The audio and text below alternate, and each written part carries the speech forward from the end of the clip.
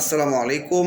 প্রিয় 2024 সালের এসএসসি পরীক্ষার্থী শিক্ষার্থী বন্ধুরা, তোমরা যারা মানবিক বিভাগ এবং ব্যবসা শিক্ষা শাখা থেকে পরীক্ষা দিবে, তোমাদের বিজ্ঞান বইয়ের একটি গুরুত্বপূর্ণ প্রশ্নের উত্তর দিচ্ছি তৃতীয় অধ্যায় থেকে।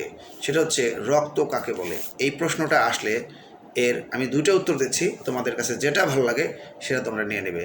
সাধারণত শরীরের কোনো অংশে কেটে গেলে লাল রঙের যে তরল পদার্থ বের হয়ে আসে তাই রক্ত। আবারও বলছি, সাধারণত শরীরের কোনো অংশে কেটে গেলে লাল রঙের যে তরল পদার্থ বের হয়ে আসে তাই রক্ত। অথবা রক্ত হলো তরল যোজক কলা যা লাল বর্ণের, সামান্য ক্ষারীয়, চটচটে, লবণাক্ত প্রকৃতির। এই সংজ্ঞাটি তোমরা অবশ্যই মুখস্থ করে ফেলবে। ছোট্ট এই ক্লাসটি যদি ভালো লাগে অবশ্যই বন্ধুদের মাঝে একটু শেয়ার করে দিও, ভিডিওতে একটা লাইক দিয়ে দিও, চ্যানেলটা সাবস্ক্রাইব করে দিও।